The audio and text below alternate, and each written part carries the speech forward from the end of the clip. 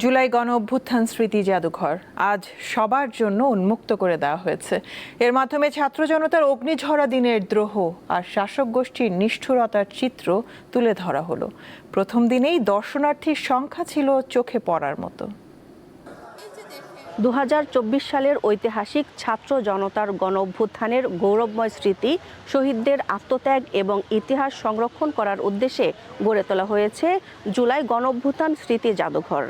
সাবেক প্রধানমন্ত্রীর বাসভবন গণভবনকে রূপান্তরিত করা হয়েছে বিশেষ এই জাদুঘরে। জুলাই আন্দোলনে অংশ নেওয়া অনেকেই এসেছেন এই জাদুঘরে। তারা পুরনো স্মৃতি মনে করে আবেগপ্রবণ হয়ে ওঠেন। অরণ্য ইতিহাস মর্মান্তিক, মানে এটা দেখলে শরীরের রোম খারাপ হয়ে যায়। জাদুঘর হওয়াতে একটা জিনিস সবচেয়ে ভালো হয়েছে কি, যেন একটা ফ্যাসিস্ট আর না তৈরি হয়, এটা দৃষ্টান্ত নমুনা থাকবে এই জাদুঘর। জুলাই গণ অভ্যুত্থান স্মৃতি জাদুঘরে ফুটিয়ে তোলা হয়েছে 24 জুলাই আন্দোলনের নানা ধরনের চিত্র।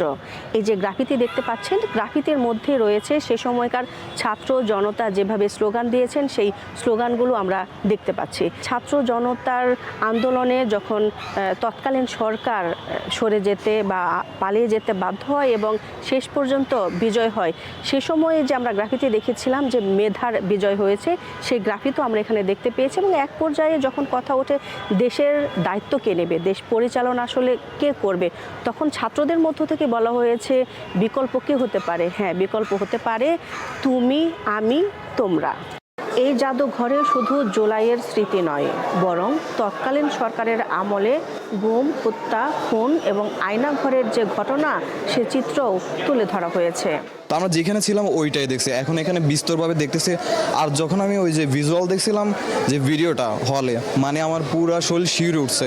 এই যে দেখেন আয়নাঘর, এই যে মানুষ বোরখা পরিহিত নারীদেরকে তারা যেভাবে টর্চার করছে, তাদেরকে ধরে নিছে, এগুলো তো মনে করেন ভোলার মতো জিনিস না। 24 জুলাই গণ অভ্যুত্থানের ইতিহাস কারো মনে থাকুক বা না থাকুক, যে মা সন্তান হারিয়েছেন, যিনি স্পর্শ করেছেন সন্তানের নিথর মরদেহ, সেই মায়ের কাছে জুলাইয়ের স্মৃতি অমর হয়ে থাকবে।